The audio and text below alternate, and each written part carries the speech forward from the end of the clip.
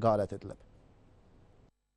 Gezi saatlarında maskalı şəxslər Masallı rayonunda evə basqın ediblər. Hadisə rayonun Binaxocavar kəndində qeydə alınıb. Kənd sakinləri 80 yaşlı Yasər və Rübabə Məmmədovların yaşadıqları evə daxil olan 3 maskalı şəxs ev sahiblərinin əl-qolunu bağlayaraq evdəki pulu və qızılı tələb ediblər. Yasər Məmmədovun sözlərinə görə maskalı şəxslər yaşına və xəstəliyinə baxmadan onu amansız şəkildə döyüblər. Evi ələhvələ edən oğrular heç nə tapmayanda qoca qadının üzərindəki zinət əşyalarını əl atıblar.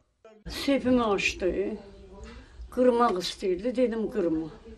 Aç yine, sırğalarımı çıxartdı. Dedim könüllü veririm, anamın sütü kimi halal olsun. Haramı olsun. Ancaq onu öldürmə. Ondan sonra mənə buradan bir dənə vurdu. Boynuma, boğazıma, bura qulağımın dibinə belə vurdu. İndi də damarlarım ağrıyır. Bakı şəhər Baş Polis İdarəsi əməkdaşlarının keçirdikləri əməliyyat axtarış tədbirləri nəticəsində isə Sabunçu, Suraxana və Xətai rayonlarında